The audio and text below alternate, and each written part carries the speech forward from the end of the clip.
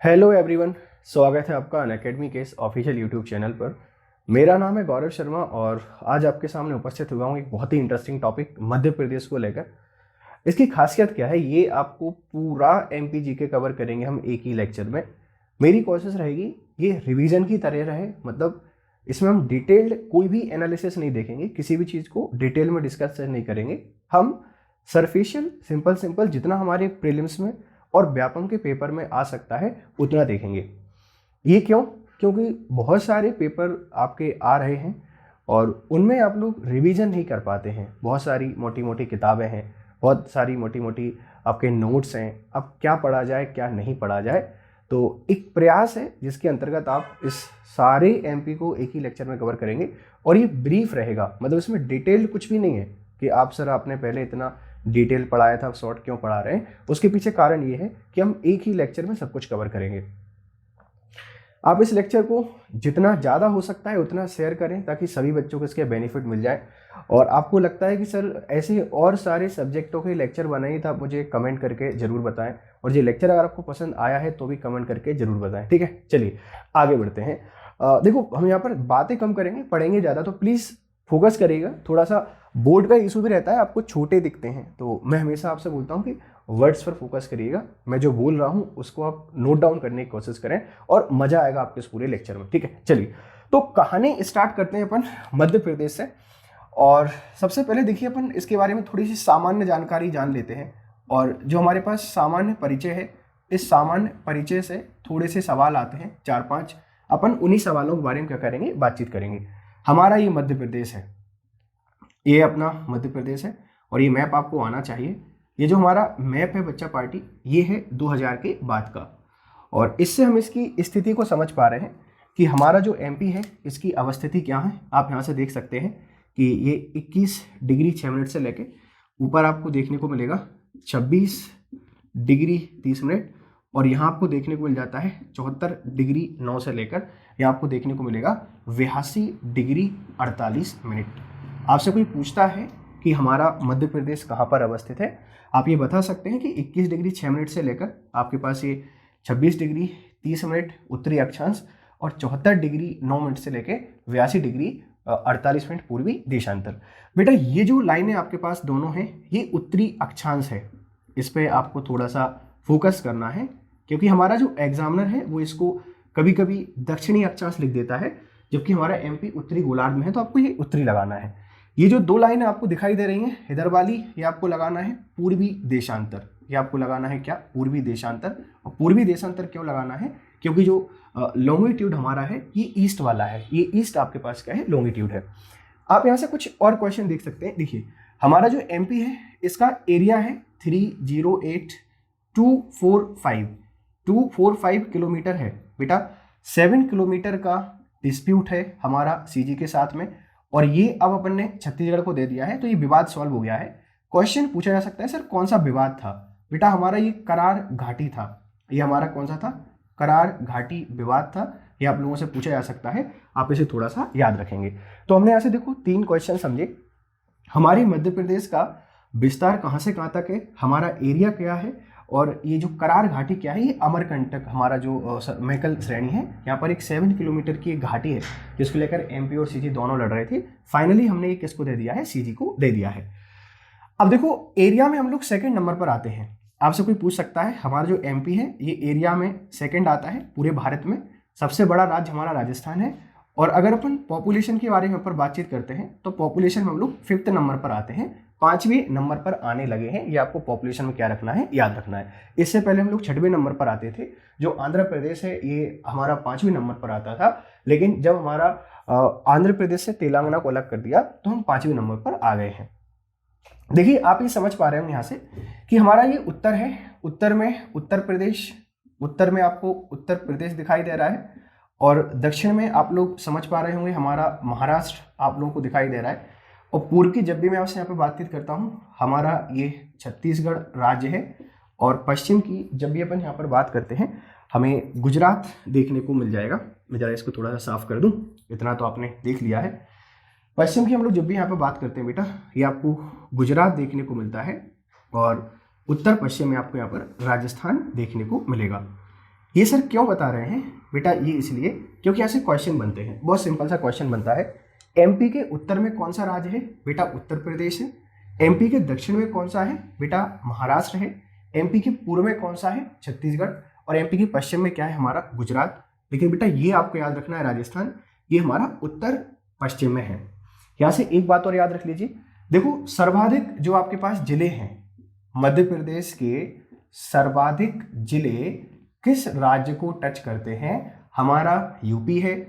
और यूपी के सर्वाधिक जिले एमपी को टच करते हैं। सबसे कम जिले बेटा ये आपका गुजरात है।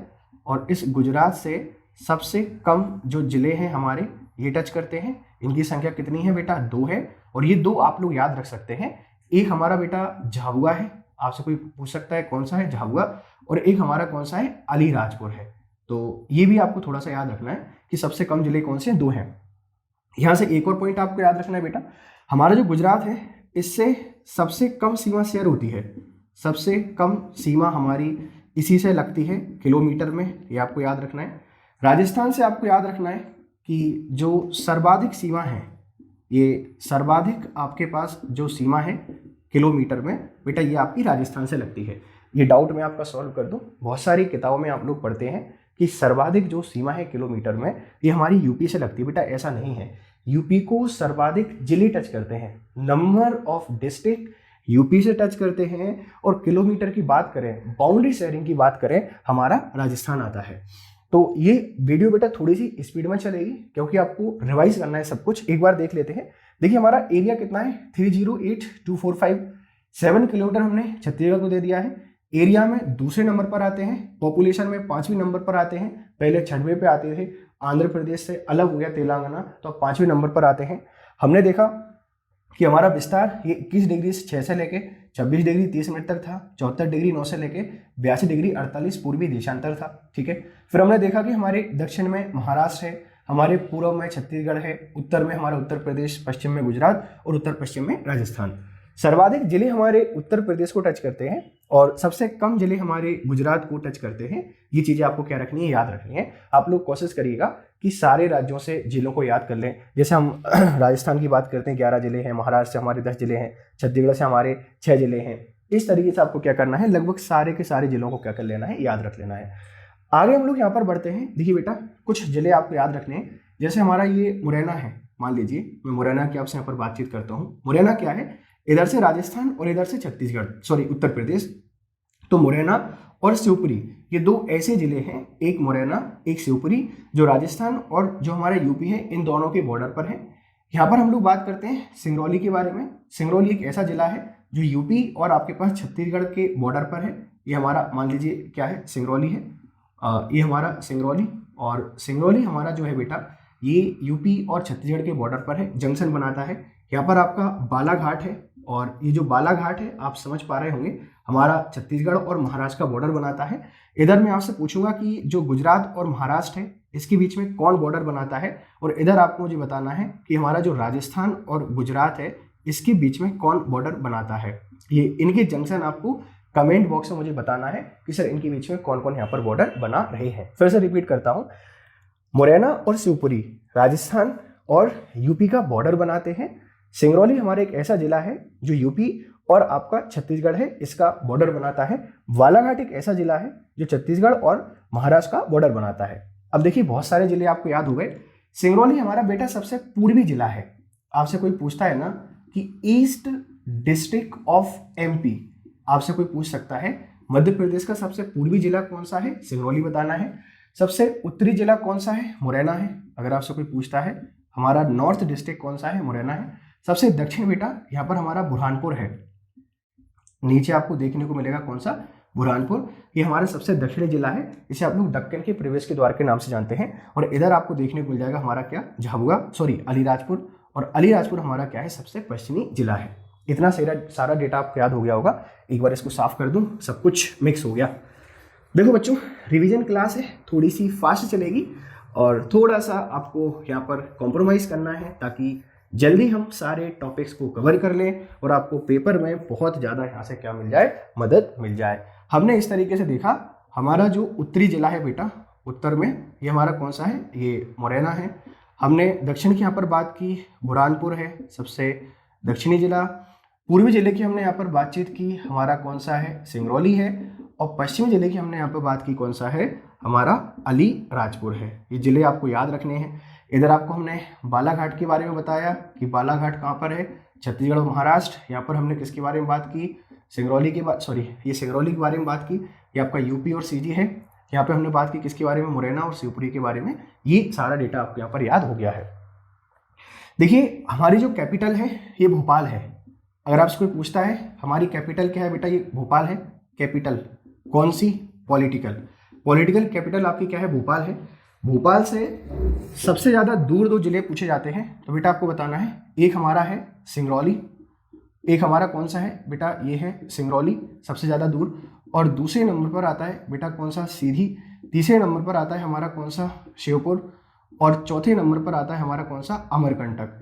ये 4 जिलों के आपको नाम याद रखने हैं। ये सबसे ज़्यादा दूर जिले हैं हमारी राजधानी भोपाल से। आपसे पूछ सकता है हमारी वित्तीय राजधानी कौन सी है।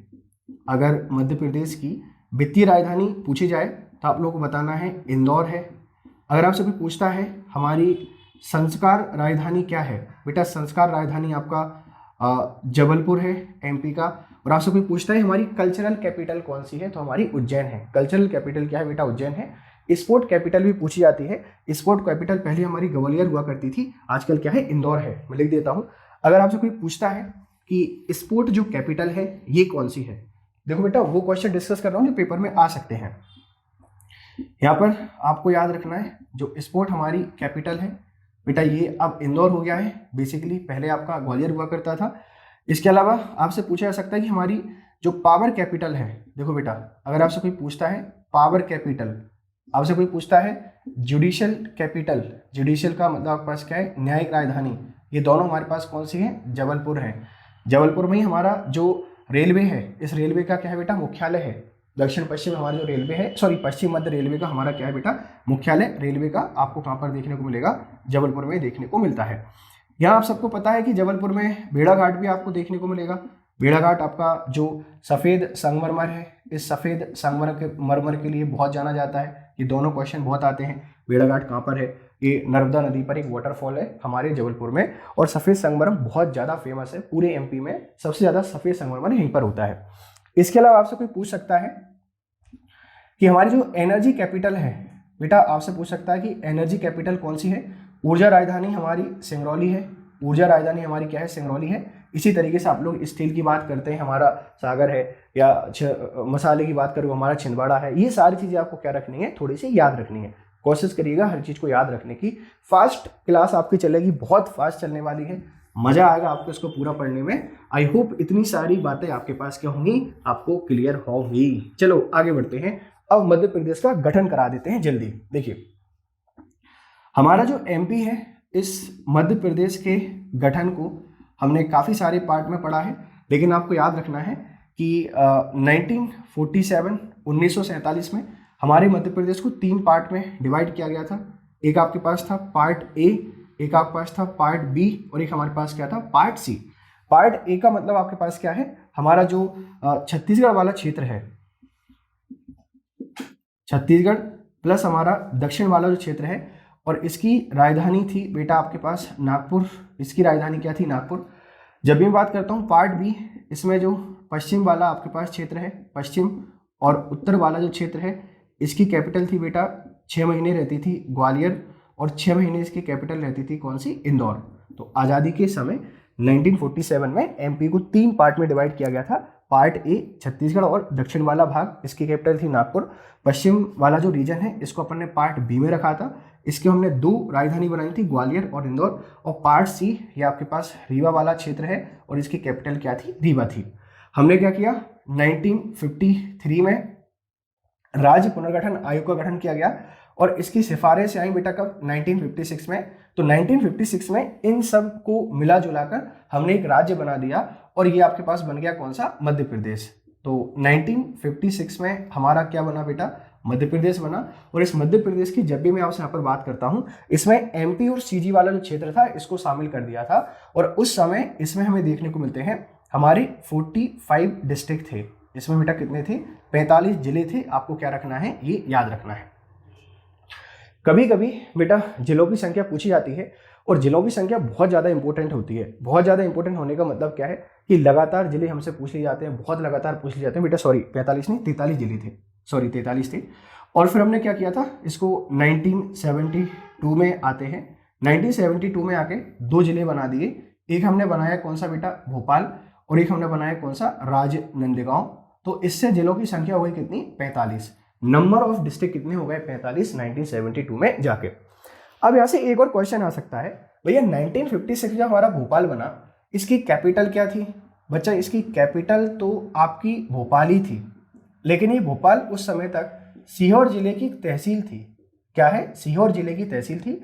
1972 में जाके क्या बन गया, आपके पास ये एक जिला बना दिया गया। इतनी बातें अगर आप लोगों को क्लियर है, मैं थोड़ा सा आगे बढ़ जाता हूँ। देखिए हमारे एमपी के गठन की बात करते हैं। 1947 में इसको part A, part B, part C में डिवाइड किया गया। पार्ट ए में छत्तीसगढ़ और दक्षिण वाला भाग आता है, इसको अपने राजधानी नागपुर बना दी। पार्ट बी में पश्चिम और उत्तर वाला रीजन आता है, इसकी 6 महीने राजधानी ग्वालियर और 6 महीने राजधानी इंदौर रही। पार्ट सी जिसमें आपका पूरा बुंदेलखंड, बघेलखंड और ये वाला पार्ट आता है, इसकी राजधानी क्या रही, रीवा रही।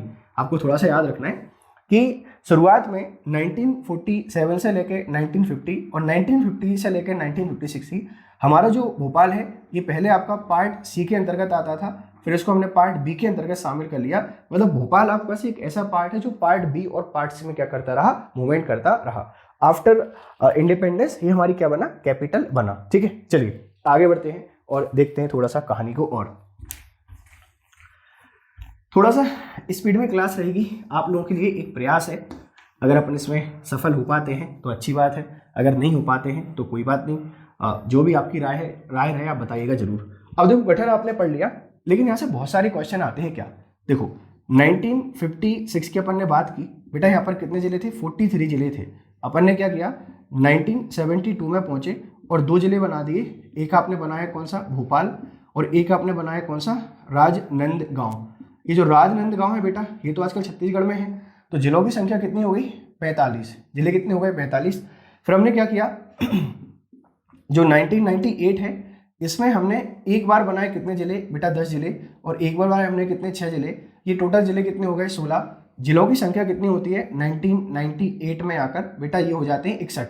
ये 16 जिले आपको याद नहीं करने हैं, ये 16 जिले आपको याद नहीं रखने हैं। बस आपको ये याद रखना है कि एक आपके पास सिंह देव समिति थी, एक आपको याद रखना है कि जिला पुनर्गठन से संबंधित सिंहदेव समिति थी, और एक आपके पास कौन सी थी, BR दवे समिति थी। ये समितियों के नाम आपको याद रखना है कि कौन सी 2 ऐसी समिति थी जिन्होंने जिलों के पुनर्गठन की सिफारिश की थी। एक आपके पास सिंहदेव समिति, एक आपके पास कौन सी, BR दवे समिति। 1998 में इस मध्य प्रदेश में आपके 61 जिले हो गए। हुआ क्या, 2000 की अपन यहाँ पर बातचीत करते हैं। 2000 में सेपरेशन हो गया एमपी का, एक हिस्सा चला गया सीजी में, इसको दे दिए कितने, 15 जिले।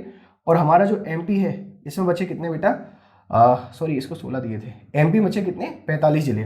तो जिलों की संख्या कितनी रही हमारे पास, फिर से 45 रह गई। ये डेटा आपको क्या याद रखना है बेटा, प्रीलिम्स से बहुत सारे क्वेश्चन यहाँ से आते हैं, इतने सारे क्वेश्चन आते हैं, आप इनको बहुत जल्दी से क्या कर पाएंगे, सॉल्व कर पाएंगे। चलिए एक बार मैप बना के आपको सारी कहानी बता देता हूँ कि हमारा एमपी कैसा था कैसा नहीं था, इस अभी तक की जो कहानी है समझिएगा। बेटा हमारा ये एमपी है, ये आपका आज का एमपी अपन यहाँ पर बना लेते हैं। और इसमें इस तरीके से एक पार्ट और आपके पास था छत्तीसगढ़, इसको हमने क्या किया 2000 में अलग कर दिया, ये 2000 में अलग हो गया। इसमें बेटा 2000 में बचे कितने, 45 जिले। अगर मैं आपसे बात करता हूँ 2000 की, 1 नवंबर 2000, इसमें जिलों की संख्या कितनी बची, 45 बची। हुआ क्या फिर 2003 में हमने बेटा 3 जिले बना दिए, और 3 जिले बनाए, इनकी संख्या कितनी हुई बेटा, 48। फिर हम 2008 में पहुंचते हैं। 2008 में हमने 2 जिले बनाए, बहुत पूछे जाते हैं कौन कौन से, एक आपका बेटा है अलीराजपुर और एक आपके पास कौन सा है, सिंगरौली। तो सिंगरौली आपको पता है कि हमारा ईस्ट सबसे पूर्वी जिला है, और अलीराजपुर आप सबको पता है हमारा सबसे पश्चिम जिला है। तो जिलों की संख्या कितनी हुई बेटा, ये हो गई 50। नंबर ऑफ डिस्ट्रिक्ट कितने, 50 है। फिर अपन बात करते हैं 2013 की। 2013 में जैसे ही मूव करते हैं, हमारा एक जिला बनता है आगर मालवा, हमारा एक जिला बनता है कौन सा, आगर मालवा। और जिलों की संख्या कितनी हुई बेटा, 51। फिर हमने क्या किया, 2018 के टाइम पर एक जिला और बना दिया, ये आपके पास कौन सा है, हमारा निवाड़ी है, और जिलों की संख्या कितनी हुई बेटा, 52। तो वर्तमान में कितने जिले हैं, 52 जिले हैं। इनका सफर कैसे तय हुआ ये मैंने आपको बता दिया है। क्वेश्चन यही पूछा जा सकता है कि कौन से साल में कौन सा आपका जिला बना। अगर मैं आपसे यहाँ पर 2003 में 3 जिले बने थे बेटा, आपको थोड़ा सा याद रखना है, 2003 में 3 जिले बने थे। अगर मैं आपसे यहाँ पर बातचीत करूँ, एक हमारा अशोकनगर था, एक आपके पास कौन सा था, अशोकनगर था। एक अपन यहाँ पर बात करते हैं हमारा अनूपपुर था, एक आपको याद रखना है अनूपपुर। और एक हमारा यहाँ पर जिला कौन सा था, अशोकनगर, अनूपपुर और बेटा एक जिला थोड़ा सा आप लोग याद कर लेना, मिस हो रहा है, अशोकनगर, अनूपपुर और हमारा बुरहानपुर। ठीक है, ये हमारा कौन सा था बेटा, ये बुरहानपुर था। ये 3 जिले थे जो आपके पास क्या होते हैं, 2003 में बना दिए जाते हैं। और हमारे जिलों की संख्या कितनी हुई, 48। ये क्रम आपको थोड़ा सा याद रखना है बेटा, पूछे जाते हैं, बहुत सारी समस्याएं ऐसे, बहुत सारे सवाल आपके पेपर में आते हैं।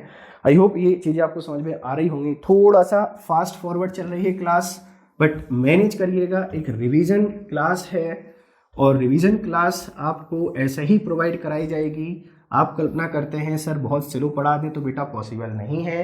तो देखिए, गठन से संबंधित सारे सवाल आपको समझ में आ गए, आपका एमपी कैसे बना कैसे नहीं बना। अब इसका प्रशासनिक विभाजन देख लेते हैं बेटा। प्रशासनिक विभाजन जानना जरूरी है आज के समय में। जो प्रशासनिक आपका विभाजन है इसको देख लेते हैं बेटा। देखो 10 संभाग हैं। कितने संभाग हैं बेटा, आपको 10 संभाग हैं, आपको यहाँ पर याद रखना है।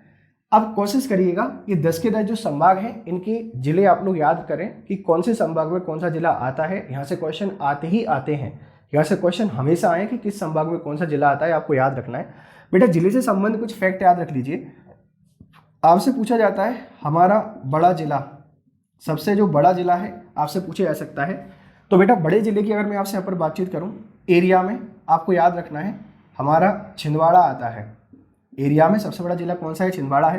अगर आपसे कोई पूछता है कि जो जनसंख्या है, इस जनसंख्या में कौन है, जनसंख्या में हमारा इंदौर है, लगभग इसकी 32 लाख के आसपास आबादी है।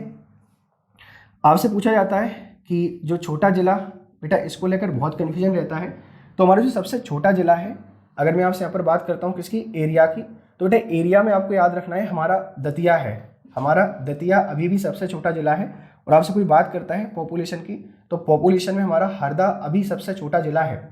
आपने बहुत सारी जगह पढ़ा होगा बेटा, निवाड़ी दोनों में आ गया है। निवाड़ी की जब भी मैं आपसे यहाँ पर बात करता हूँ 2018 के बाद यही सबसे छोटा जिला है, चाहे जनसंख्या की बात करें या हम लोग एरिया की बात करें। बट नया सेंसस, नया डेटा जब आएगा तब इसको माना जाएगा। अभी आपको अपने पेपर में अगर एरिया में कोई पूछता है तब भी दतिया लगा के आना है, पॉपुलेशन में कोई पूछता है तब भी आपको हरदा लगा के आना है, निवाड़ी लगा के नहीं आना है। क्योंकि 2021 में जब सेंसस होगी तब आपसे ये पूछा जाएगा कि सबसे छोटा जिला और सबसे बड़ा जिला, सबसे छोटा पॉपुलेशन में और सबसे छोटा जनसंख्या एरिया में कौन सा हो गया, आपका निवाड़ी हो गया है। बेटा देखो संभाग आपसे पूछे जा सकते हैं, तो संभाग में तो कोई आपको दिक्कत होती नहीं है।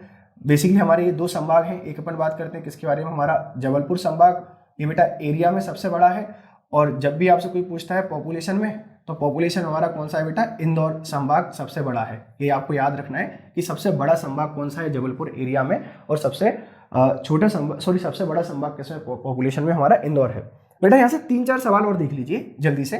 क्या एक हम लोग बात करते हैं कि सबसे ज़्यादा जो साक्षर जिला है, साक्षरता देख ही लेते हैं। सबसे ज़्यादा साक्षरता बेटा आपको देखने को मिलेगी हमारे जबलपुर में। जबलपुर बेटा सबसे साक्षर जिला है। और आपसे कोई कहता है कि सबसे कम साक्षरता की आपसे कोई यहाँ पर बातचीत करता है, हमारा अलीराजपुर है। बेटा अलीराजपुर हर एक में आगे आता है, चाहे ओवरऑल की बात करें, चाहे महिला की बात करें, चाहे पुरुष साक्षरता की बात करें। और इसके साथ में अगर मैं यहाँ से महिला साक्षरता की बात करता हूँ, महिला आपके पास जो साक्षरता है इसमें भोपाल आपका अग्रणी है, सबसे ज़्यादा इसमें है। और आपसे कोई पूछता है कि जो पुरुष साक्षरता है इसमें हमारा इंदौर अग्रणी है, इंदौर की सबसे ज़्यादा है। तो हमने थोड़ा सा लिटरेसी के बारे में देख लिया कि लिटरेसी कौन की, किसकी कम, किसकी यहाँ पर ज़्यादा है। बेटा एक सेक्स रेशियो का सवाल और आता है, थोड़ा सा इसको देख लीजिए। हमारा जो सेक्स रेशियो है इसका सवाल आता है। एमपी का बेटा जो सेक्स रेशियो है ओवरऑल की अगर मैं आपसे यहाँ पर बातचीत करूँ, ये 931 है। 931 महिला उपस्थित हैं आपके पास, किस पर, 1000 पुरुष पर। सर्वाधिक हमारा बालाघाट है, सबसे ज़्यादा आपको देखने को मिलेगा कहाँ पर, बालाघाट में, ये होता है 1021, और सबसे कम आपको देखने को मिलेगा कहाँ पर बेटा, भिंड में, ये हमें देखने को मिलता है कितना, 837। तो देखो हमारा लिंगानुपात कितना है, 931। सर्वाधिक कहाँ का है, बालाघाट पर 1000 पुरुषों पर 1021 महिला हैं। सबसे कम कहाँ पर है, भिंड में, 1000 पुरुषों पर 837 आपके पास क्या है बेटा, महिलाएं हैं।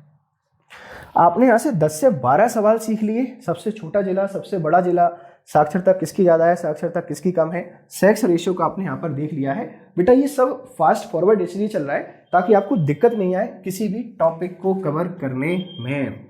अगर ये क्लास हेल्पफुल ना लगे तो भी बता दें आप लोग, और अगर हेल्पफुल लगती है तो आप कमेंट बॉक्स में जरूर बताएं कि ऐसी क्लासेस की हमें और यहाँ पर क्या है ज़रूरत है। चलिए अब अपन देख लेते हैं थोड़ा सा भौतिक विभाजन। जल्दी से अपन देखते हैं किसके बारे में, हमारा जो भौतिक विभाजन है, इस भौतिक विभाजन को क्या करते हैं, कवर करते हैं। देखो भाई, भौतिक विभाजन की डेफिनेशन आप सबको पता है, इसको मैप के थ्रू समझेंगे कि जब आपके पास किसी राज्य या किसी देश की धरातलीय विशेषताओं का अध्ययन करना होता है तो हम उसको छोटे छोटे पार्ट में क्या कर देते हैं, डिवाइड कर देते हैं। देखिए बेटा, इसको अपन ने कुछ छोटे छोटे पार्ट्स में डिवाइड किया हुआ है। ये वाला जो आपके पास पार्ट है, ये हमारा जाना जाता है मध्य भारत की पठार के नाम से। ये इधर वाला जो आपके पास रीजन है, ये हमारा जाना जाता है सतपुड़ा मेघल रेंज के नाम से। इसकी अपन यहाँ पर बातचीत करते हैं, हमारा ये है बघेलखंड वाला रीजन, और ये हमारी बेटा क्या है, नर्मदा भ्रंश घाटी है। अगर यहाँ पे अपन एक लाइन बना दें, ये हमारा क्या है, हमारा ये बुंदेलखंड वाला रीजन है, और इसको जब अपन ऐड कर देते हैं, हमारा ये रीवा पन्ना का पठार है। इतने सारे भाग हैं, देख लीजिए बेटा। ये मध्य भारत का पठार है, ये मध्य भारत का क्या है बेटा, पठार है। और जब भी मैं आपसे बात करता हूं, ये हमारा बुंदेलखंड का पठार है, ये हमारा बुंदेलखंड है। ये हमारा बेटा रीवा पन्ना का पठार है, ये अपना बघेलखंड वाला क्षेत्र है। इसकी अपन जब भी बात करते हैं, ये सतपुड़ा मेकल रेंज है। यहां से बेटा बहुत सारे क्वेश्चन आते हैं। ये आपका नर्मदा भ्रंश घाटी है, ये हमारा मालवा पठार है, मालवा प्लेटू। तो देखिए, जब भी मैं भौतिक विभाजन की आपसे यहाँ पर बातचीत करता हूं बेटा, इस भौतिक विभाजन को आपको क्या करना है, थोड़ा सा याद रखना है अच्छे तरीके से। और याद रखने का मतलब क्या है, देखिए मोटे तौर पर अपन ने इसको 3 भाग में डिवाइड किया है। मोटे तौर पर आपका 3 पार्ट्स में है। सर 3 पार्ट कौन कौन से हैं बेटा, एक आपका है मध्य का उच्च प्रदेश, एक है मध्य का उच्च प्रदेश, एक आपका है सतपुड़ा मेकल श्रेणी, और एक आपका बेटा पूर्व का पठार। ये 3 पार्ट है, 3 पार्ट है मतलब ये पूरा का पूरा मध्य का उच्च प्रदेश, ये आपका सतपुड़ा मेकल रेंज, ये आपका क्या है बेटा, पूर्व का पठार। ठीक है, अगर मैं आपसे यहाँ पर बात करता हूँ, ये जो मध्य का उच्च प्रदेश है, फिर अपन ने इसके छोटे छोटे हिस्से कर लिए। सर छोटे छोटे कौन से हिस्से कर लिए, एक अपन ने इसका बना दिया बेटा मध्य भारत का पठार, इसमें बना दिया क्या, मध्य भारत का पठार। फिर अपन ने बना दिया इसमें बुंदेलखंड का पठार, इसी में अपन ने बना दिया बेटा रीवा पन्ना का पठार, इसी का हिस्सा है नर्मदा भ्रंश घाटी, और इसी का हिस्सा है मालवा का पठार। तो ये इसके 5 हिस्से बच गए। ये आपका सतपुड़ा मेकल रेंज, और ये आपके पास कौन सा, बघेलखंड या पूर्व का पठार। मतलब हमारे 7 पार्टों में डिवाइड किया है एमपी को। बेटा थोड़ा सा और याद कर लीजिए, इसका जो एरिया है ये आपको देखने को मिलता है 10.68%। इसकी मैं आपसे यहाँ पर बात करता हूँ, ये 28.62% देखने को मिलेगा। ये आपको 26% के आसपास देखने को मिलता है। ये आपको 1037% आपको देखने को मिलेगा। इसकी जब भी मैं आपसे यहाँ पर बात करता हूँ, ये आपको देखने को मिलता है 6.6% के आसपास। तो बेटा यहाँ से देखो 2 क्वेश्चन पूछे जा सकते हैं। ये आपका है 7.7% के आसपास, और ये हमें देखने को मिलता है कितना बेटा, 10% है ये बेटा, ये 11 रहेगा, ये 11% रहेगा, ये 10.37% रहेगा। देखिए क्वेश्चन कौन सा निकालना है आपको, क्वेश्चन कौन सा निकालना है, सबसे बड़ा भौतिक विभाजन कौन सा है, सबसे बड़ा भौतिक प्रदेश कौन सा है, मालवा का पठार। सबसे बड़ा भौतिक प्रदेश कौन सा है, मालवा का पठार। सबसे छोटा भौतिक प्रदेश कौन सा है, बघेलखंड का पठार। मालवा के पठार के बाद क्या आता है हमारा नर्मदा भ्रंश घाटी, फिर आती है सतपुड़ा मेकल रेंज, फिर आप बता सकते हैं मध्य भारत का पठार। आप इनको अरेंज कर सकते हैं, आप इनको अरेंज कर सकते हैं। ये फिजियोग्राफी है, फिजियोग्राफी आपको याद रखना है, बहुत सारे क्वेश्चन बनते हैं बेटा। देखो मालवा के पठार को आप लोग गेहूं का भंडार बोलते हैं, ये आपका क्या है, गेहूं का भंडार है। क्यों? क्योंकि यहाँ पर गेहूं की खेती बहुत ज्यादा होती है। ये पूरा काली मृदा का क्षेत्र है, ये पूरा काली मृदा का क्षेत्र है। मध्य भारत का पठार ये चंबल नदी के कारण जाना जाता है। चंबल नदी बहुत ज्यादा मृदा अपरदन यहाँ पर करती है, तो मृदा अपरदन आपको देखने को मिलेगा। इंदौर, उज्जैन, देवास, भोपाल, सीहोर, ये बड़े बड़े जितने भी जिले हैं आपको यहाँ देखने को मिलेंगे। नर्मदा भ्रंश घाटी, नर्मदा नदी जहां से लेकर जहां तक बहती है वो नर्मदा रिफ्ट वैली है। सतपुड़ा मेकल रेंज, सतपुड़ा, राजपीपला, मेकल, इन रेंजों से मिलकर बनी है। ये बघेली भाषा का प्रदेश है। ये रीवा पन्ना का पठार है। ये आपका क्या है बेटा, बुंदेलखंड है। यहाँ से जो क्वेश्चन आपके पेपर में आ सकते हैं आप इसको एक बार थोड़ा सा देख लीजिएगा कि कौन सा क्षेत्र किस में आता है। आई होप आप इसको क्या कर गए होंगे, समझ गए होंगे। इनकी लोकेशन, इनकी विशेषताएं बेटा ये आपको मेंस में देखने को मिलती हैं। हम फास्ट फॉरवर्ड में एमपीजी के पढ़ रहे हैं, ज़्यादा डिटेल में नहीं पढ़ेंगे। डिटेल में पढ़ना चाहते हैं तो मेरे कोर्स हैं, मेरे लेक्चर हैं, अनअकैडमी प्लस पर भी हैं और यूट्यूब चैनल पर भी आपके पास कहीं अवेलेबल है। आप इसको क्या करें, एक बार अवेल कर लें, देख लें। आई होप ये फिजियोग्राफी आपको समझ में आ गई होगी। आगे बढ़ते हैं और देखते हैं थोड़ी सी कहानी। और देखो जैसे हमारी फिजियोग्राफी कवर होती है तो फिजियोग्राफी के बाद अपन यहाँ पर बातचीत करते हैं कि हमारे पास जो मृदा है, ये मृदा कौन सी पाई जाती है, इसके बारे में बातचीत करेंगे और जलवायु के बारे में बातचीत करेंगे। तो देखो मृदा वाला लेक्चर बेटा मैंने अभी पढ़ाया था कुछ दिनों पहले। जब भी आपसे मृदा की यहाँ पर बातचीत करता हूँ तो देख लेते हैं, मैप बना के समझेंगे बेटा। ये अपना क्या है, एमपी है। और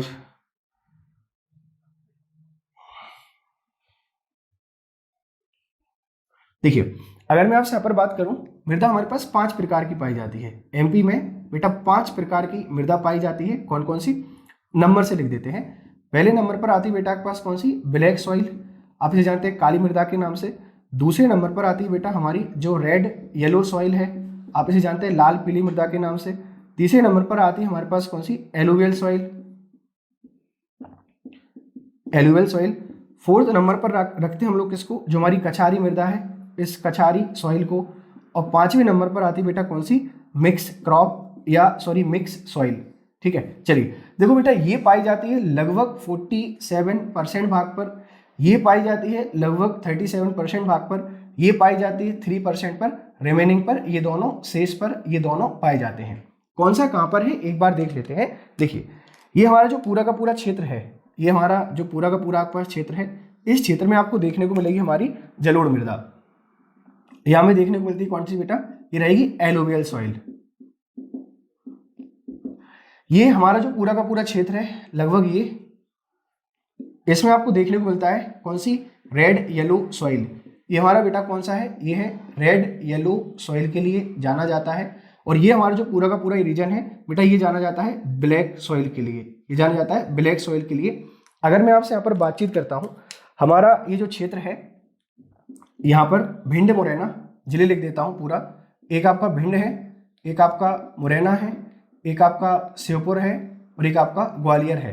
बेटा इनमें कछारी मिट्टी पाई जाती है, इनमें पाई जाती है कौन सी, कछारी मृदा। और कछारी मृदा का मतलब क्या है, नदी जब अपनी घाटियों में मृदा बनाती है, एलुवियल का ही टाइप है जिसमें पानी मिक्स रहता है और बालू होती है, तो कछारी मृदा आपको यहाँ पर देखने को मिलेगी भिंड, मुरैना, श्योपुर और ग्वालियर जिलों में। देखो भाई एलुवियल सॉइल आप सबको पता है ये उदासीन प्रकृति की होती है। ये कैसी होती है बेटा, उदासीन होती है। इसकी पीएच वैल्यू 0 होती है। यहाँ पर बहुत ज़्यादा सॉइल इरोजन की समस्या है। इसकी जो उत्पादकता है बेटा सबसे ज़्यादा होती है। आपसे पूछा जाता है कि सबसे ज़्यादा उपजाऊ मृदा कौन सी होती है, एलुवियल होती है। यहाँ हम लोग गेहूँ, सरसों, गन्ना, आलू इनकी खेती कर रहे हैं इस वाले रीजन में। ये हमारी काली मृदा है। काली मृदा की जब भी अपन यहाँ पर बातचीत करते हैं, ये 47% पर है, सबसे ज्यादा पार्ट में पाई जाती है। इसको भी 3 पार्ट में डिवाइड करते हैं, गहरी काली, साधारण काली और छिछली काली। तो ये मैंने आपको बताया हुआ है मृदा वाले टॉपिक में, आप जाके एक बार क्या कर लेंगे, विजिट कर लेंगे। तो ये बेटा ब्लैक सॉइल है। आप इसको कॉटन सॉइल के भी नाम से जानते हैं। आप इसको किसके नाम से जानते हैं, जो कॉटन सॉइल है इसके नाम से भी जानते हैं। आप इसको रेगुर मृदा भी कहते हैं। आपसे कोई पूछ सकता है कि रेगुर सॉइल कौन सी है, और आपसे कोई पूछ सकता है कि भैया वॉल्केनिक सॉइल कौन सी है, क्योंकि वॉल्केनो के द्वारा ये बनती है। और ये जो एलुवियल है बेटा, ये बनती है रिवर्स के थ्रू। तो पूछा जा सकता है कि रिवर कौन सी मिट्टी को बनाती है, ये जलोढ़ को बनाती है, और वॉल्केनो से कौन सी बनती है बेटा, काली मृदा बनती है। इस वाले रीजन में बेटा अपन कपास की बात करते हैं। कपास जो सोयाबीन है आपके पास, इस सोयाबीन की यहाँ पर बातचीत करते हैं, और हमारा जो आपके पास गेहूं है, इस गेहूं की क्या करते हैं, बातचीत करते हैं। बेटा एक चीज और याद रखना, मुरैना सबसे ज्यादा उत्पादन करता है किसका, सरसों का। अगर मैं आपसे बात करूं, खंडवा खरगोन ये कपास का उत्पादन करते हैं, सोयाबीन गेहूं इन सबको क्या करेंगे, देखेंगे। बेटा ये रेड येलो सॉइल है। रेड क्यों होती है, क्योंकि जो फेरस ऑक्साइड है या फेरिक ऑक्साइड की मैं आपसे यहाँ पर बातचीत करता हूँ, Fe2O3 आपको देखने को मिलेगा। और जब रेड सॉइल में वाटर आपके पास मिक्स हो जाता है तो ये येलो हमें दिखाई देने लगती है, इन कलर आपको येलो दिखाई देने लगती है। ठीक है, मिश्रित मृदा बेटा आपको सब जगह देखने को मिल जाएगी। इसमें अपन लोग क्या करते हैं, जो मोटे अनाज हैं, मोटे अनाजों की खेती की अपन यहाँ पर बातचीत करें, मोटे अनाज, या अपन बात करें चावल, इस चावल की खेती यहाँ पर क्या होती है, अच्छी होती है। बेटा देखो ये वाला जो क्षेत्र है ना, इसमें हमने बहुत ज़्यादा नहरें बनाई हुई हैं, तो नहरों से क्या करते हैं, सिंचाई करते हैं। आई होप जो सॉइल वाली बातें आपको समझ में आ गई होगी। बेटा देखो हमारे क्षेत्र में दो समस्याएं हैं सॉइल को लेकर। क्या समस्याएं हैं, एक तो हमें देखने को मिलता है कि जो एनपीके आपके पास उर्वरक हैं, इनकी हमें कमी देखने को मिलती है। दूसरा मृदा अपरदन। मृदा अपरदन हमारी एमपी की एक ऐसी समस्या है, इधर लिख देता हूं बच्चा, देखिए फिर से बोलता हूं, ब्लैक सॉइल सबसे ज्यादा है, रेड येलो 37%, एलुवियल 3%, कछारी और मिक्स सॉइल ये कम परसेंट पाई जाती हैं। ब्लैक सॉइल को अपन लोग कॉटन सॉइल के नाम से जानते हैं, रेगुलर सॉइल के नाम से जानते हैं, और वोल्केनिक सॉइल के नाम से जानते हैं। इसकी जल धारण क्षमता सबसे ज्यादा होती है। पूछा जा सकता है ऐसी कौन सी मृदा है जिसकी जल धारण क्षमता ज्यादा होती है, काली मृदा है। सबसे ज्यादा परसेंट एरिया पर पाई जाती है। रेड येलो सॉइल 37% में पाई जाती है, एलुवियल बेटा 3% में पाई जाती है। इसमें कौन कौन सी फसल होती है ये मैंने आपको बता दिया है। अपन मृदा में जो प्रॉब्लम है इनको एक बार देख लेते हैं कि कौन कौन सी प्रॉब्लम है। आपने मृदा अपरदन के बारे में सुना होगा, गली इरोजन होती है कहाँ से, आपके पास एमपी से। जो गली इरोजन है बेटा, ये गली इरोजन कहाँ से होता है, हमारे एमपी में होता है, और किसके द्वारा किया जाता है, चंबल नदी के द्वारा किया जाता है। अब क्लाइमेट के बारे में यहाँ पर बातचीत कर लेते हैं कि भैया हमारा जो एमपी है इसका क्लाइमेट क्या है। देखिए बेटा आपको याद रखना है, पहला वर्ड ट्रॉपिकल, ट्रॉपिकल, और आपको याद रखना है कौन सा, मानसून। ट्रॉपिकल का मतलब क्या है, उष्णकटिबंधीय, और इसका मीनिंग क्या है, मानसून। क्यों होती है, कर्क रेखा के कारण। कर्क रेखा उपस्थित है तो पूरे टाइम तक गर्मी बनी रहती है, और जो सारी की सारी वर्षा है ये कब होती है, मानसून काल में होती है। जो वर्षा है बेटा ये मानसून काल में होती है, याद रखना इस चीज के लिए। तो अपन क्या बोलते हैं, ट्रॉपिकल मानसूनी। बहुत सारे हमारे किताब वाले हैं बेटा क्या लिखते हैं कि जो मध्य प्रदेश है इसकी जो क्लाइमेट है ये हमें टेम्परेट देखने को मिलेगा, शीतोष्ण बता देते हैं, तो उनकी गलती नहीं है बेटा। ये जो उत्तर वाला हमारा क्षेत्र है इसकी जलवायु हमें सर्दियों में शीतोष्ण लगती है, और दक्षिण वाला हमारा जो है बेटा इसकी हमें पूरी क्या लगती है, ट्रॉपिकल लगती है। बट हमारे एमपी की ओवरऑल क्लाइमेट क्या है, ट्रॉपिकल मानसूनी है। फोकस क्यों कर रहे हैं बेटा, एमपीपीएससी ने क्वेश्चन पूछा था हमारा क्लाइमेट कैसा है, उसमें इसने क्या कर दिया था, ABCD 4 ऑप्शन दिए थे, इनमें से सिर्फ एक दिया था, एक नहीं दिया था, तो हमने उसको ट्रॉपिकल लगाया था। अगर मानसूनी आए तो मानसूनी लगाना है। मान लीजिए ऐसा आ गया, ए में ट्रॉपिकल, बी में मानसूनी, सी में ए व बी दोनों, बेटा तब सी लगाओगे, ना तो ए लगाओगे ना बी लगाओगे। समझना, बहुत यहाँ से पूछा जाता है। क्लाइमेट क्या है, किसी स्थान पर लगातार 31 ईयर 31 साल तक एक जैसी गतिविधि पाई जाए उसे अपन क्या कहते हैं, क्लाइमेट कहते हैं। ये लॉन्ग अवधि तक चलता है। मौसम बेटा एक शॉर्ट अवस्था होती है कि थोड़े समय तक अगर जलवायु विशेषताएं पाई जाती है उसे क्या कहते हैं, मौसम कहते हैं। हमारा कैसा है, ट्रॉपिकल मानसूनी। बेटा इससे संबंधित सवाल देख लीजिए क्या क्या बन सकते हैं, क्या बन सकते हैं। एक तरफ से पूछा जा सकता है कि तापमान, हमारे यहाँ पर तापमान क्या होता है। दो जिले याद रखने बेटा, एक आपको याद रखना है हमारा ग्वालियर। ग्वालियर बेटा एवरेज तापमान है आपका कितना, 21 डिग्री सेल्सियस। एमपी का एवरेज तापमान है 21 डिग्री सेल्सियस। उत्तर भारत में गर्मियों में चला जाता है लगभग 42 डिग्री सेल्सियस के आसपास टेम्परेचर। ग्वालियर में बेटा सर्वाधिक तापमान होता है, सर्वाधिक जो तापमान है पूरी गर्मी में ग्वालियर सबसे गर्म होता है। और सबसे ठंडा हमारा जो रहता है बेटा ये शिवपुरी रहता है। सबसे ठंडा कौन सा रहता है, हमारा शिवपुरी रहता है। कब, आपका जो सर्दी रहती है सर्दी में। इसके अलावा आपसे पूछ सकता है कि एक दिन का 1 डे स्पेशल, आपसे कोई पूछ सकता है 1 डे स्पेशल। बेटा मैक्सिमम जो तापमान है ये हमारे गंज बासौदा का है। एक दिन में जो सबसे ज्यादा तापमान मेजर किया गया है ये गंज बासौदा में है। और सबसे कम तापमान कहाँ पर मेजर किया गया है बेटा, ये हमारी पचमढ़ी में है। ठीक है, रेनफॉल कितनी होती है हमारे पास बेटा, जब भी बात करते हैं रेनफॉल के बारे में आपको याद रखना है 112 सेंटीमीटर एवरेज रेनफॉल है, 112 सेंटीमीटर एवरेज रेनफॉल है। सर्वाधिक बारिश की अपन यहाँ पर बातचीत करते हैं कि जो सर्वाधिक वर्षा है बेटा, ये सर्वाधिक वर्षा आपको देखने को मिलेगी कहाँ पर, पचमढ़ी में, ये पचमढ़ी में देखने को मिलती है।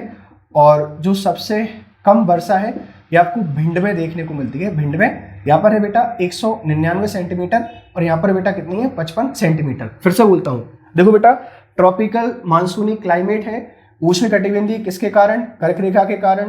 कर्क रेखा हमारे 14 जिलों से गुजरती है। मानसूनी किसके कारण, पूरा जो बारिश है मानसून काल में होती है 94%। एवरेज बारिश कितनी है 112 सेंटीमीटर। सर्वाधिक कहाँ पर होती है पचमढ़ी 199 सेंटीमीटर। सबसे कम कहाँ पर होती है भिंड 55 सेंटीमीटर। 75 सेंटीमीटर जो सम वर्षा दशक रेखा है, 75 सेंटीमीटर जो हमारी सम वर्षा दशक रेखा है, ये एमपी को 2 पार्ट में डिवाइड करती है। जबलपुर, ठीक है, सिवनी, इन जिलों से ये गुजरती है। पूछा जा सकता है कि 75 सेंटीमीटर लाइन कहाँ से गुजरती है, जबलपुर, सिवनी, छिंदवाड़ा, यहाँ से ये गुजरती है। बेटा देखो पूर्वी जो मध्य प्रदेश है इसमें लगभग 140 से लेकर 165 सेंटीमीटर बारिश होती है। पश्चिमी जो मध्य प्रदेश है इसमें लगभग 75 सेंटीमीटर क्या होती है, बारिश होती है। क्लाइमेट आपको लगभग समझ में आ गया होगा, ट्रॉपिकल मानसूनी क्लाइमेट है। तापमान सब हमारा रहता है एवरेज 21 डिग्री सेल्सियस। गर्मियों में चला जाता है उत्तर भारत का 42 डिग्री सेल्सियस। सबसे गर्म हमारा ग्वालियर है, सबसे ठंडा हमारा शिवपुरी है।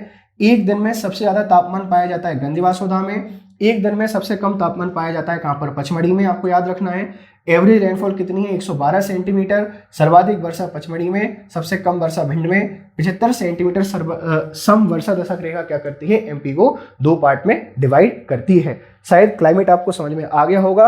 अगर कोई डाउट हो तो आप मुझे कमेंट करके बता सकते हैं, सर आपने ये नहीं बताया। देखो बेटा क्लाइमेट की जब भी अपन यहाँ पर बातचीत करते हैं 2-4 सवाल और रह गए हैं, ये देख लीजिए जरा कि हमारा जो मार्च का महीना है, ये मार्च, बेटा मार्च आपको देखने को मिलेगा दैनिक तापांतर। मध्य प्रदेश में दैनिक तापांतर कहाँ पर ज्यादा है, मार्च में। दूसरा आपको बताना है कि सबसे जो गर्म माह है बेटा, सबसे गर्म माह की अपन यहाँ पर बात करते हैं, ये हमारा मई है। मई में बहुत तपता है हमारा एमपी। और आपसे पूछा जा सकता है कि सबसे ठंडा माह कौन सा है, सबसे जो ठंडा माह है ये कौन सा है बेटा, ये हमारा दिसंबर है। ये कौन सा है, दिसंबर है एमपी में। बेटा एक चीज याद रखना, सागर जो है, इस सागर की जब भी बात करता हूं, गर्म हमारा महीना होकर जून होता है। सागर में क्लाइमेट पाया जाता है कोस्टल वाला। और ठंडा हमारा दिसंबर में होकर बेटा कौन सा होता है, जनवरी। सागर में ठंडा कौन सा होता है बेटा, जनवरी होता है। याद रखना इस चीज के लिए। एक और क्वेश्चन बेटा, जो बरसात है इस बरसात को कहते हैं चौमासा। आपको मैंने बताया था बरसात को चौमासा। जो सर्दी आपके पास होती हैं, सर्दियां, इनको बोला जाता है सियाला। इसे बोलते हैं क्या, सियाला। और जो गर्मी है, गर्मी, इसे बोला जाता है हमारे द्वारा क्या, यूनाला।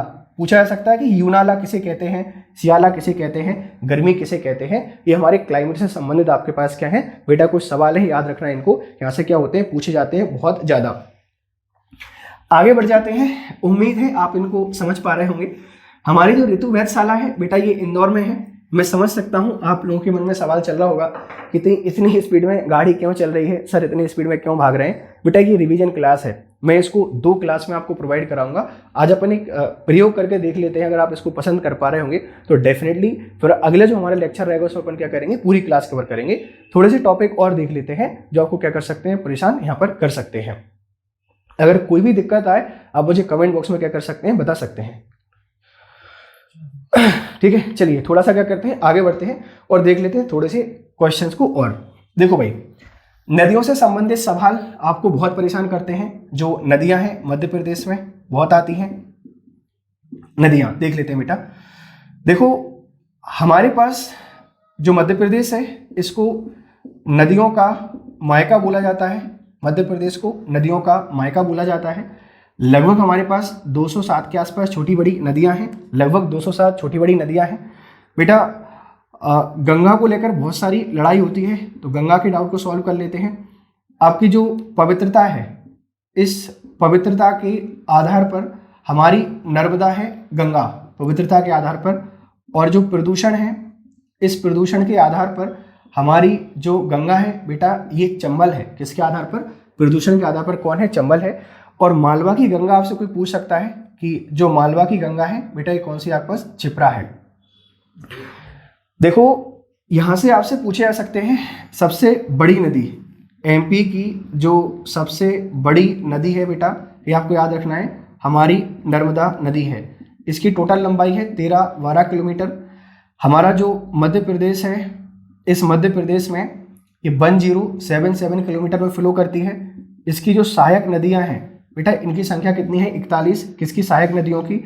और ये बेटा बाएं तट और दाएं तट याद रखना है, बाएं से मिलती हैं 22 नदियां और दाएं से मिलती है कितनी? सॉरी, दाएं से मिलती हैं 22 और बाएं से मिलती है कितनी? 19 नदियां। फिर से बोलता हूँ, सबसे बड़ी नदी कौन सी बेटा आपके पास? नर्मदा नदी है।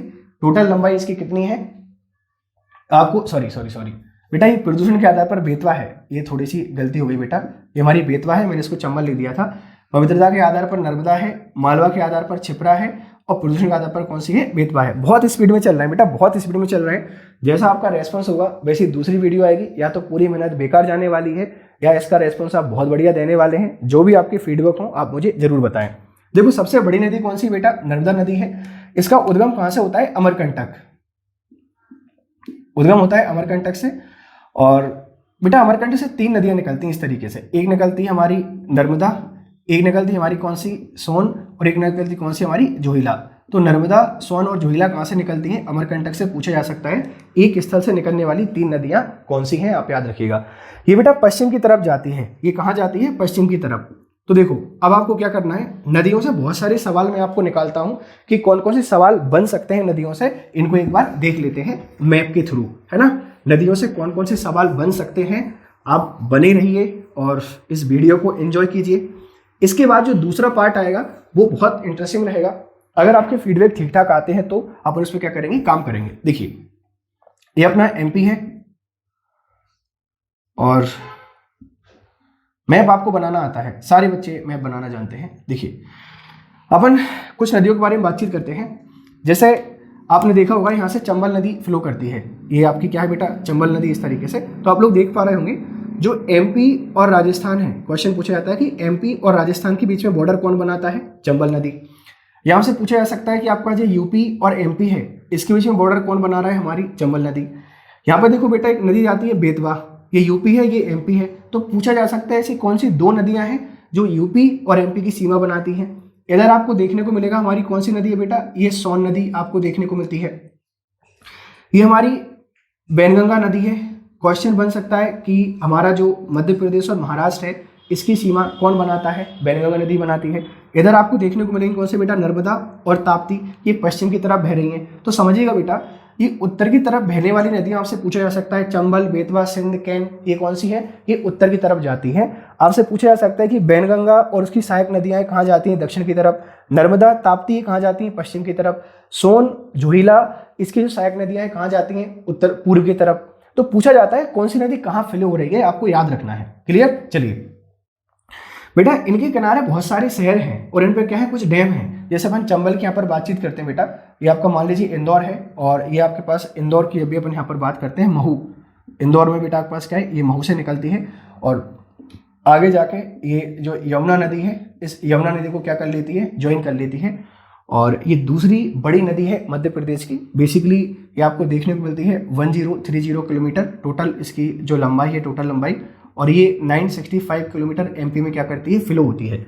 ये अपना एक इसका विशेष गुण है मृदा अपर्दन।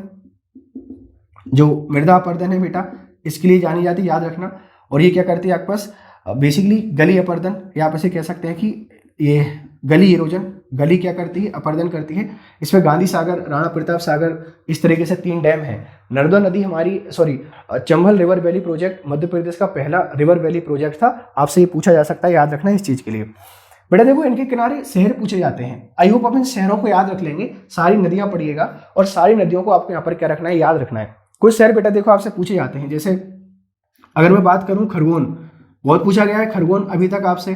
खरगोन किस नदी के किनारे है आपसे पूछा जा सकता है। मैं आपसे यहाँ पर बातचीत करता हूँ। हमारा जो बालाघाट है, ये बालाघाट कौन सी नदी के किनारे है?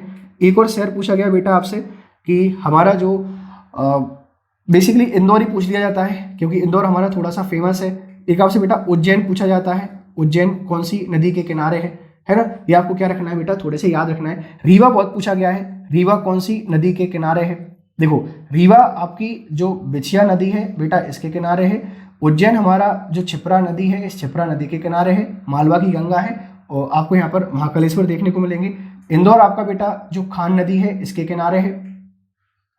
बालाघाट बेटा बैनगंगा नदी के किनारे है, बालाघाट बैनगंगा नदी के किनारे है। और खरगोन हमारा बेटा जो ताप्ती नदी है इस ताप्ती नदी के किनारे है। ये वो शहर हैं जो बहुत पूछे गए हैं, इनमें से कौन सा शहर कौन सी नदी के किनारे है। फिर से बोलता हूँ बेटा, आपको याद रखना है, खरगोन ताप्ती नदी के किनारे है, बालाघाट बैनगंगा नदी के किनारे है, इंदौर खान नदी के किनारे, उज्जैन क्षिप्रा नदी के किनारे और आपका जो रीवा है ये बिछिया नदी के किनारे आपसे यहाँ पर पूछा जाता है। ये सारे क्वेश्चन पूछे गए अभी तक। देखो बेटा नदियां तो बहुत सारी हैं, इनका उद्गम, इनकी समापन, इनकी सहायक नदियां आपको क्या करना है, याद रखना है। मध्य प्रदेश के वाटरफॉल आपसे पूछे जाते हैं बेटा, वाटरफॉल आपको याद रखना है। जैसे चूलिया कहाँ पर है, चंबल पर, भेड़ाघाट कहाँ पर है आपके पास, नर्मदा नदी पर। ये आपको याद रखने हैं, वाटरफॉल बहुत पूछे जाते हैं। देखो बहुत फास्ट फॉरवर्ड वीडियो है, हर चीज़ में आपको यहाँ पर इंक्लूड नहीं कर सकता, याद रखना इस चीज़ के लिए। मैं पढ़ने के तरीके आपके लिए क्या कर रहा हूँ, सिर्फ यहाँ पर बता रहा हूँ, याद रखना, ठीक है। तो कौन कौन सी नदियाँ पढ़ना है बेटा आपको, नर्मदा पढ़नी है, ताप्ती पढ़नी है, बेतवा पढ़ना है। ये बस नदियों का आपको क्या करना है, डेटा थोड़ा सा याद रखना है। अगर आपको ऐसा लगता है कि सर आपने बहुत ज़्यादा जल्दी पढ़ा दिया, अगला जो वीडियो बनाना है आपको थोड़ा सा कम स्पीड में बनाना है, तो आप मुझे कमेंट करके बता सकते हैं। अगर ये वीडियो पसंद आ रहा है तो भी आप मुझे कमेंट करके बता सकते हैं, है ना। अगर कोई भी आपको दिक्कत आ रही है तो आप मुझे बताइएगा, बिल्कुल मैं आपकी सारी समस्याओं का क्या करूँगा, यहाँ पर निराकरण लेकर आऊँगा, ठीक है। चलिए थोड़ा सा और आगे बढ़ते हैं और देखते हैं कुछ और इम्पोर्टेंट बातें। देखो भाई, मध्य प्रदेश में आपके पास जो वन संपदा है, इस वन संपदा की बातचीत कर लेते हैं। नदियाँ कुछ ज़्यादा जल्दी में करा दी, है ना बेटा। क्या करें, हर नदी का उद्गम, हर नदी की लंबाई, हर नदी का समापन यहाँ पर नहीं समझ सकते हैं ना। बस आपको इतना याद रखना है कि कौन सी नदी कहाँ पर जाती है, कौन सी सबसे इंपॉर्टेंट है। हमारी नर्मदा बहुत इंपॉर्टेंट है, खान नदी सबसे ज़्यादा प्रसिद्ध है, बेतवा आपकी पवित्र मानी जाती है। किसके लिए, जो हमारा नीचे वाला रीजन है विंध्याचल रेंज वाला। ये सारे सवाल आपसे क्या होते हैं, पूछे जाते हैं, ठीक है। चलिए देखो भाई, वन संपदा को लेकर थोड़े से सवाल पूछे जाते हैं कि सर जो वन संपदा है, बच्चे इनके क्लासिफिकेशन नहीं पढ़ेंगे अभी अपन, इनकी क्लासिफिकेशन नहीं पढ़ेंगे, क्योंकि क्लासिफिकेशन तो बेसिक जो चैप्टर आपके पास है इसमें आपको क्या होगा, बता दिया जाएगा।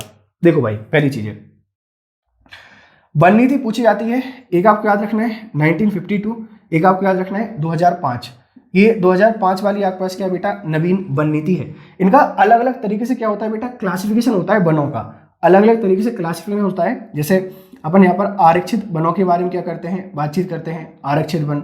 अपने यहाँ पर बात करते हैं जो संरक्षित वन है, इन संरक्षित वनों के बारे में। और आपका जो अवर्गीकृत वन होते हैं इनके बारे में क्या करते हैं, बातचीत करते हैं।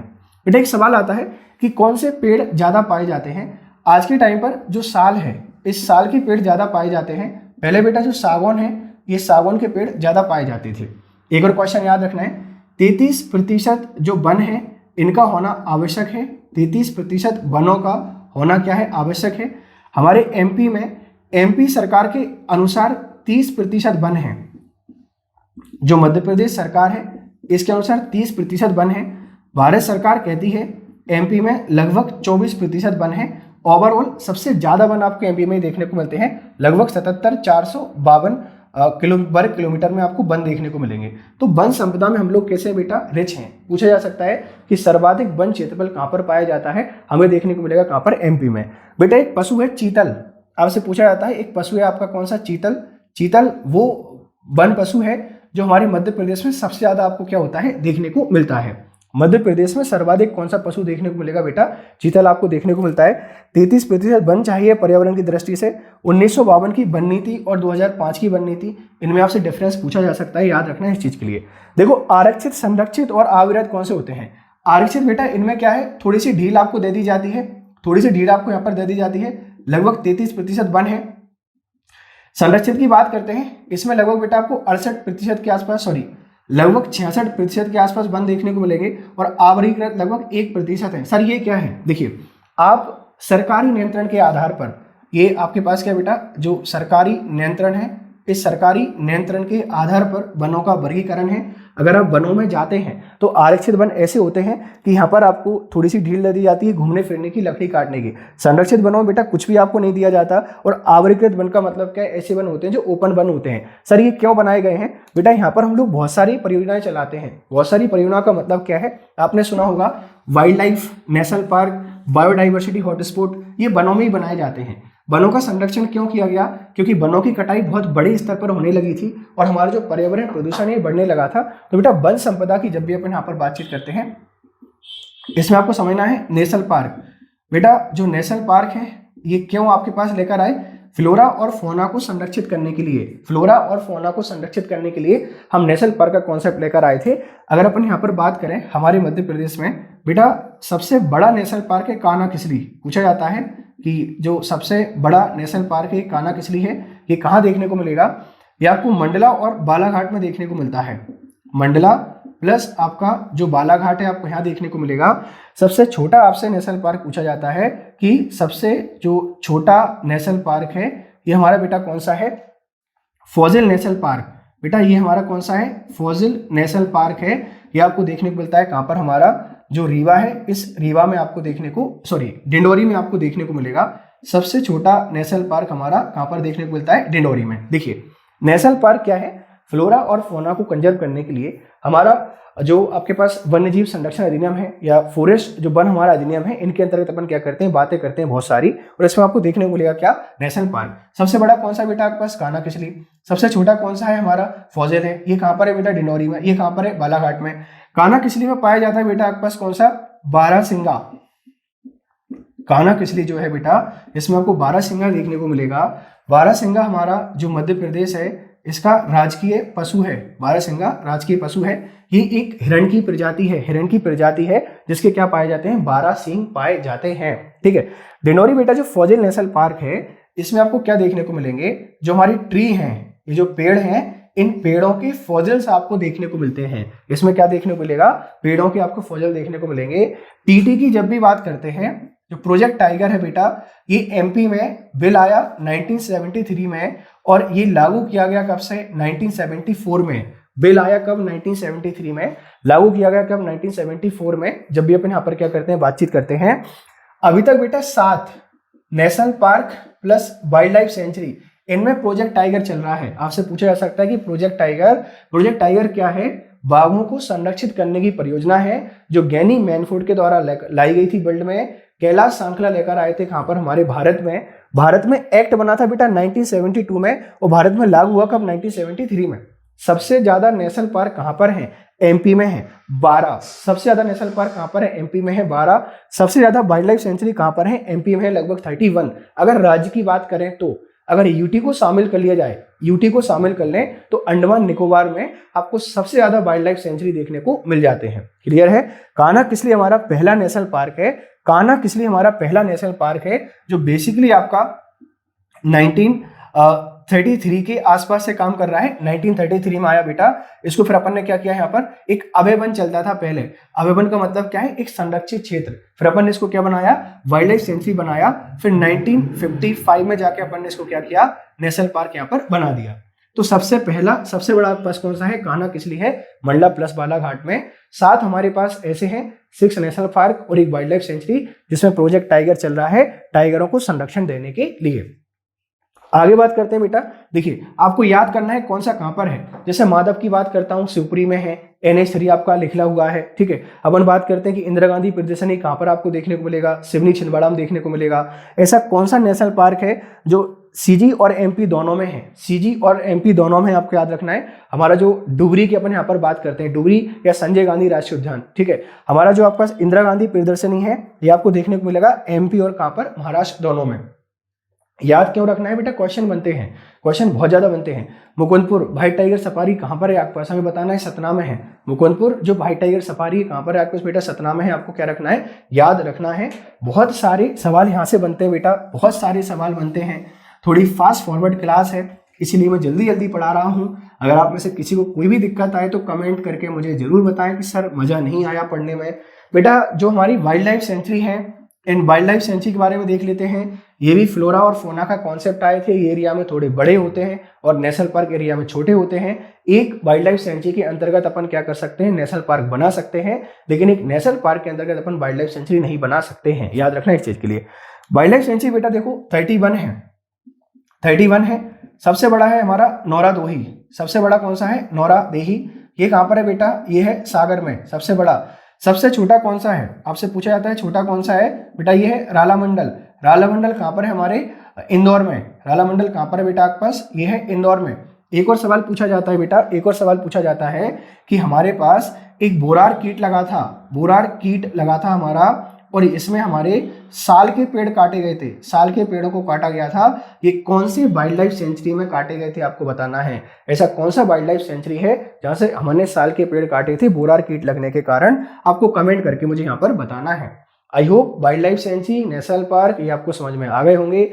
एक और क्लास बनाऊंगा मैं आपको जिसमें इसी तरीके से और सारे टॉपिक कवर करेंगे। अगर आपको लगा हो सर हेल्पफुल है तो कमेंट करके जरूर बताएं। ऐसा लगा है सर आपने बहुत स्पीड में पढ़ा दिया, तो मैं थोड़ी सी कम स्पीड करके आपको क्या करूंगा, पढ़ा दूंगा। आप बहुत अच्छे से पढ़ने के लिए बने रहें, इसको शेयर करें, लाइक करें और फीडबैक जरूर दें। Thank you very much.